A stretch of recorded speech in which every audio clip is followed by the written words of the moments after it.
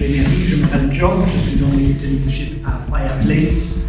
Et peut-être que vous n'étiez pas là, mais la dernière fois que j'ai prêché dans cette salle, j'avais les bâtons de jonglage de feu que j'ai allumés. Donc aujourd'hui, ça va être une prédication sans pyrotechnique, mais il y avait des choses, il y a un lien, parce qu'avec le feu, l'idée était que c'est Dieu qui prie en nous et nous devons prier le Christ. On ne prie pas notre propre gloire, on prie la gloire de Christ, on reflète Christ. Donc on va revenir ça un petit peu plus tard. Mais pour la plupart, la prédication, c'est sur la prière, c'est une prédication très simple. C'est notre troisième de notre série. Donc David a commencé la série sur le sujet de s'arrêter. Après c'était Ruth avec adorer et la semaine dernière, David a prêché sur demander. Et je ne sais pas si c'est le cas pour vous, mais il y a un thème qui revient dans chaque prédication, même avec les titres différents, il y a un thème qui revient. Donc, peut-être que ce n'était pas évident, mais pour moi c'était clair, c'est juste d'être avec Jésus. Il y a 2 semaines, Ruth a prêché, c'était une prêche de l'adoration, mais elle a cité Marc 1:35 qui parle de Jésus. Vers le matin, alors qu'il faisait encore très sombre, Jésus, se leva et sortit pour aller dans un endroit désert où il pria. Mais c'est quoi le rapport avec l'adoration? On peut demander. Mais c'est parce que tu reviens à notre relation avec Jésus. L'adoration jaillit de notre relation avec Jésus. Si on est proche de lui, c'est l'adoration qui sort. Et comment on devient proche de Jésus? Mais c'est par la prière. Cette série sur la prière terminera dans 2 semaines, mais notre désir, c'est que c'est le début de notre vie de prière en tant qu'Église. C'est pas juste on prêche la prière, on passe à autre chose, mais on veut vraiment assumer une relation plus proche avec Jésus. On veut être transformé, on veut avoir une intimité avec lui pour toujours. On veut grandir dans ça, même quand on passe à autre chose dans les prédications. Le titre cet après-midi est s'incliner. Et ça veut dire quoi, s'incliner? C'est-à-dire céder à Jésus dans une relation de confiance et de sécurité.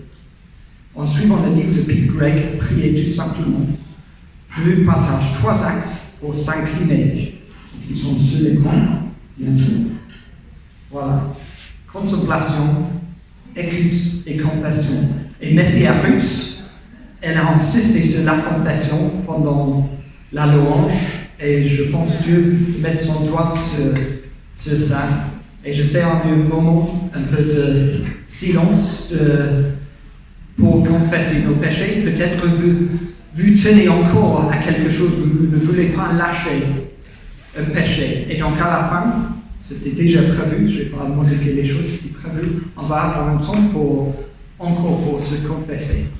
Donc, si vous gardez quelque chose que vous avez mal à lâcher, il y a encore une opportunité à lâcher, à confesser. Mais vous pouvez peut-être dire, mais c'est quoi le lien entre s'incliner et contemplation, écoute, confession? Je vous donne une analogie. Imagine, vous êtes en train de conduire une voiture. Et souvent, on peut dire, mais il faut laisser Jésus conduire. Mais je pense que c'est faux. Parce que ça, c'est un appel à la passivité. On n'est pas appelé à la passivité. Je pense que le meilleur analogie est que oui, tu conduis ta voiture, mais tu as Jésus à côté de toi. Et dans la contemplation, tu deviens conscient de sa présence. Tu n'es pas forcément en train de parler comme avec un bon ami. Tu n'as pas besoin de parler toujours. Tu es juste dans sa présence, à côté de toi. Et le deuxième point, c'est écouter. Et quel exemple de s'incliner, c'est d'écouter. Si tu refuses à écouter quelqu'un, mais tu n'inclines pas à quelqu'un si tu refuses de les écouter. Donc c'est l'idée de Jésus à côté de toi dans la voiture, tu contemples sa présence et tu l'écoutes. Et enfin la confession. Mais on s'incline, on confesse nos péchés à quelqu'un, c'est un acte de vulnérabilité. Et donc, on est dans la voiture. Si Jésus dit tourne à gauche, tu tournes à gauche. S'il te dit de tourner à droite, tu tournes à droite. Et s'il te dit de continuer tout droit et tu tournes à gauche quand même, mais il faut confesser. Donc, tout est lié. Je ne sais pas pour vous, mais j'ai l'impression que ces dernières années, même cette dernière décennie, une pression constante s'est installée, surtout dans ma vie, peut-être pour vous aussi, et c'est celle de devoir toujours en faire plus.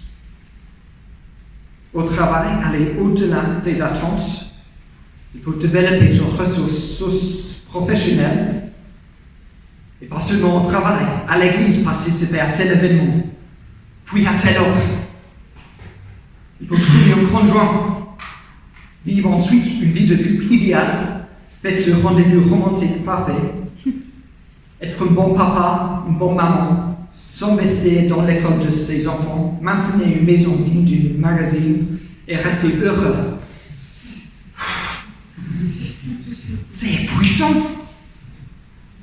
Et c'est pas depuis mon déménagement à Paris. Je sais que David a dit, mais quand tu déménages à Paris, tu sais le speed et la vitesse. Je suis d'accord avec lui, c'est sûr, c'est le cas. Mais même avant, pendant que j'étais en Angleterre, c'était déjà cette pression à toujours faire en plus. Et quand on parle de la prière, ça puisse devenir une tâche de plus sur notre liste interminable de choses à faire. Et on veut briser ça. On veut plus vivre comme ça. On ne veut pas juste avoir notre moment de prière, tic, on a fait ça ce matin, on peut passer à autre chose. Non. On veut reposer avec Jésus. Et c'est ça vraiment le point central. Et on n'a pas appelé, il faut citer John McCowan. Donc, voilà. La plupart des gens sont tout simplement trop occupés pour mener une vie émotionnellement saine et spirituellement épanouie. Et c'est vrai, je ne vais pas résoudre le problème au niveau sociétal dans une prédication, mais voici la première de 3 choses qui m'ont beaucoup aidé et qui puissent vous aider aussi. Et c'est les 3 axes de s'incliner. Cette prédication va être assez personnelle, je vais vous raconter des histoires, comment ces choses m'ont vraiment fait du bien. Mais on va commencer avec la contemplation. C'est prier sans parole. C'est simplement être avec Jésus. Et cette idée est bien résumée par Brennan Manning. C'est un prêtre franciscain. Je pense qu'il est là maintenant, mais il a écrit pas mal de livres. Voici ce qu'il a dit. Et si l'heure que vous passez dans votre salle de prière vous permettez de vous concentrer vraiment sur Jésus, de sorte que vous puissiez demeurer en sa présence, l'emmener avec vous les 23 autres heures de la journée, pleinement assuré de sa réalité, de son approbation, de son amour et de son écoute attentive. Et comme je vous ai dit, j'étais un peu dans le speed et j'ai remarqué que ça devient moins en moins facile de me motiver. Donc personne d'autre a remarqué, j'étais efficace, j'étais, je pense, bien dans tous les domaines que je faisais, mais j'étais fatigué, j'étais épuisé, c'était dur à faire les choses. J'avais besoin plus d'efforts pour faire des choses que j'aimerais faire. Et on peut récapituler, résumer mon parcours. Je travaillais dans la finance pendant 20 ans. Les derniers 5 ans de ça, c'était les allers-retours entre Angleterre et ici. 2 jours en Angleterre, 5 jours à Paris avec ma famille, avec le télétravail. Et c'était bien, j'étais bien au travail, mais c'était un peu fatigant. J'étais impliqué dans une autre église, c'était bien, mais fatigant. Donc j'ai peut-être fait un peu trop. Et les derniers 3 ans, j'étais étudiant de théologie à plein temps. Et c'était très bien, mais fatigant aussi. Et ça s'est fini en juin dernier. Et après, c'était les vacances beaucoup chargées avec plein de choses avec la famille, les enfants. J'étais le prédicateur pour un camp d'enfants qui était super, mais c'était chargé. Et donc, J'avais attendu septembre 2025 avec hâte. J'ai dit, mais en septembre, ça va être en septembre. J'ai vraiment découvert cette idée de contemplation dans un endroit silencieux chez moi et normalement dans une chaise confortable dans mon salon. Et j'arrête. J'imagine Jésus à côté de moi et je me régale à être à côté de lui. Et j'ai dû être presque violent pour avoir ce temps. Parce que sinon, je vais juste être dans l'efficacité. Donc j'ai dû me battre pour ça. Et oui, avoir moins de travail, ça m'a permis un peu. Donc, je sais pour vous, peut-être il y a encore plus de pression pour vous. Et donc pour moi, ça fait 6 mois. C'est pas juste ce truc que j'ai fait les dernières 2 semaines. C'est vraiment quelque chose dans la durée. J'ai fait pendant 6 mois et ça me fait du bien. Donc pour vous, juste essayez de trouver ce moment que vous pouvez avoir. Et ce que je fais, c'est, oui, je prie, je lis un petit peu de la Bible, je chante parfois, mais la partie essentielle, c'est juste être avec Jésus. Pas de pression de passer à autre chose, et juste recevoir son acceptation et son amour. Et donc, si vous partez cet après-midi avec une chose, j'aimerais que vous preniez ceci. Aujourd'hui, faites le choix, peut-être ce soir, identifiez ce que vous pouvez remplacer chaque jour par un moment consacré pour être avec Jésus. Et mon espérance est que grâce aux dernières 3 prédications, vous avez tous déjà fait cette démarche, parce qu'on a insisté beaucoup là-dessus. Mais si ce n'est pas encore le cas, faites-le. Et c'est pas juste de prendre du temps, parce que c'est pas depuis septembre que j'ai commencé à prier. Je suis chrétien longtemps, donc j'ai prié dans le passé, bien sûr. Mais avant, c'était souvent juste, il faut prier, bon, c'est fait, je passe à autre chose. Ou une excuse, j'arrivais à prier ici et là pendant la journée, ça c'est vraiment très bien. Mais si tu peux ajouter un moment vraiment consacré avec Jésus, ça fait du bien. Donc, faites-le. Je lui promets que ça vous fait du bien. Il faut être avec Jésus. Ok, ça fait la fin de partie 1. Deuxième partie, l'écoute. Je cite, monsieur, il dit ceci, un homme priait, et au début, il pensait que prier, c'était parler, mais il devint de plus en plus silencieux, jusqu'à ce qu'il comprenne que prier, c'est écouter. Donc nous sommes déjà dans la contemplation, dans la présence de Jésus. Juste être avec lui, et dans cette relation, tu lui demandes, qu'est-ce que tu veux me dire? Et c'est ta volonté, la volonté de Jésus, à être ouvert à lui. Et on voit que Jésus pratique ceci tout le temps. En Jean 5, 19, c'est écrit, le Fils ne peut rien faire de lui-même, il fait seulement ce qu'il voit faire au Père. Mais comment écouter Dieu?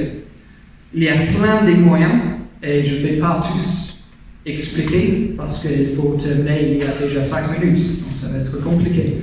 Donc je vais juste partager 2 choses, mais vraiment rapidement. Dieu, il nous parle par nos réflexions personnelles, et aussi quand on lit la Bible. Et les deux sont un peu liés, parce que tu peux être juste là, tu dis, mais Dieu parle à moi. Et tu peux faire la même chose avec la Bible, tu peux ouvrir la Bible et tu demandes à Dieu de te parler. Et pour avoir un peu un garde-feu, parce que s'il te dit quelque chose de vraiment bizarre, tu te dis, mais est-ce que c'est moi, est-ce que c'est vraiment Dieu? Et donc, j'ai 2 questions que tu peux te demander, juste pour vérifier que tu ne fais pas des gros bêtises. Donc, ils sont sur l'écran.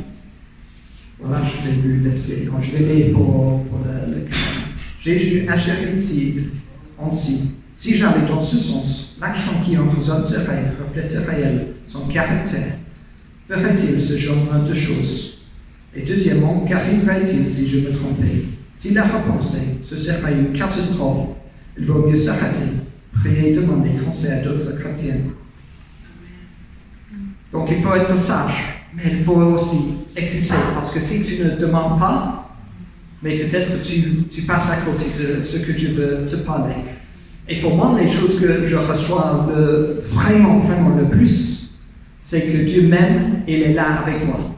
Et pour ça, il ne faut pas vraiment faire le tri, parce que je sais que c'est vrai, la Bible me dit que c'est vrai. Mais prendre ce temps pour être rassuré, pour être aimé par le Christ. Je vais vous donner un petit exemple de comment, un moment quand j'ai demandé à Dieu de me parler au travers de la Bible, donc c'était en janvier, et ce que dans le livre de Pi grec, il dit c'est bien de lire lentement la Bible, souvent à voix haute, et quand le mot ou un verset particulier attire votre attention, attardez-vous un peu, savourez-le comme on le fait de bon vin ou de morceaux de musique.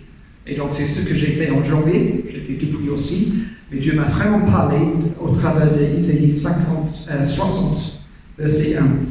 Voici ce que j'ai lu. Lève-toi, prie, car ta lumière arrive et la gloire de l'Éternel se lève sur toi. Et ce que j'ai reçu tout de suite est que ce n'est pas un mot juste pour moi, mais aussi pour Fireplace. Et c'est une confirmation de ce que j'ai ressenti depuis 1 an et demi. Nous sommes appelés à prier dans nos vies individuellement et aussi collectivement en tant qu'Église à Paris. Prions. Et un exemple de ceci est 4 membres de Fireplace, ils sont allés dans une maison de retraite il y a quelques semaines pour apporter la lumière de Christ là-bas. Et vous aurez dû voir le visage après quand ils ont raconté l'histoire. Ils étaient radiés, ils étaient contents d'avoir parlé de Jésus et de simplement aimer ces gens. Et oui, donc je nous encourage à faire ainsi aussi. On va revenir sur ça peut-être en quelques semaines. Mais quel est le rapport avec la prière? Mais beaucoup, parce que nous ne sommes pas appelés à être une église ermite, seulement être avec Jésus à part du monde. Non, l'idée est qu'on est dans le monde, on prie avant, on a une relation proche avec Jésus, on reste avec Jésus, on devient comme lui, et après on agit comme lui, on reflète sa gloire, on prie pour lui. Donc en passant du temps avec Jésus, ça se reflète, ça brille. Bon, on passe aux 3e partie, la confession. Confesser vos péchés à Dieu ne consiste pas à lui apprendre des choses qu'il ne saurait pas. Tant que vous ne l'avez pas fait, ils sont néanmoins comme un gouffre entre lui et vous. Lorsque vous les confessez, ils deviennent un pont. Et comme Ruth a dit, nous avons une salut sûr en Jésus. Il est notre pont indestructible entre nous et Dieu. Et si nous avons repenti de nos péchés et mis notre confiance en l'œuvre de Jésus sur la croix, ce pont est là pour nous. Mais nos péchés récurrents peuvent agir comme des rochers sur le pont qui empêchent notre relation avec Dieu. Et peut-être vous êtes tous plus saints que moi, mais dans mon cas, je peux rappeler des moments quand j'avais rendu compte que j'avais jeté plein de rochers sur le pont. Et les moments lorsque j'ai reconnu mes péchés et confessé mes péchés ont rétabli mon intimité avec Dieu. Et la dureté de mon cœur a fondu et j'ai retrouvé un cœur de chair. On a chanté ça. Purifie mon cœur. J'avais vraiment ressenti ça, j'ai vraiment remarqué le changement dans mon cœur en confessant mes péchés à Dieu, en demandant d'être redevable. Et ça change les choses. Donc, confesse vos péchés, confesse nos péchés, parce que ça rétablit notre relation avec Jésus.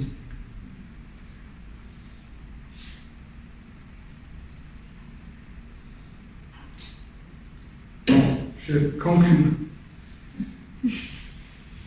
C'était la partie la plus courte, de toute façon. Et Ruth a déjà insisté pendant la nuit le plus long. Donc, ce que je désire pour nous, c'est une vie de prière proche du cœur de Dieu, notre Père. Et comme David a prêché la semaine dernière, rappelle avec qui nous avons l'affaire.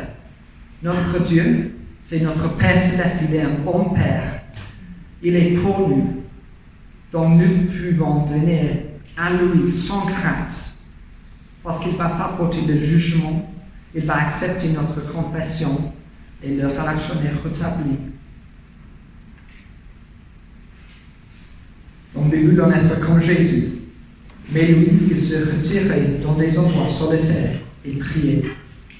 J'aimerais une vie de prière où nous apprenons à nous incliner, à déposer notre propre gloire. Ce n'est pas notre gloire, c'est la gloire de Christ qui faut rayonner. Je veux que nous offrons nos vies à Dieu dans la confiance et la soumission.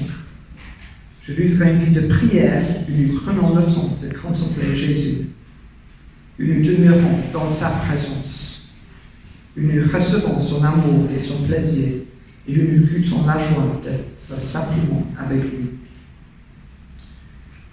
Et je voudrais une vie de prière dans laquelle nous laissons place au silence, afin que Dieu puisse nous parler. Et de cette écoute naissent des actions alignées avec sa volonté. D'être comme Jésus qui dit en Jean 5, le Fils ne peut rien faire de lui-même. Il fait seulement ce qu'il doit faire au Père. Je veux voir une vie où nous nous ouvrons à la conviction du Saint-Esprit, où nous confessons, nous repentons et sommes transformés pour devenir davantage semblables à Jésus. Et enfin, une vie dans laquelle nous pouvons dire avec lui que ce ne soit pas ma volonté qui se fasse, mais la tienne.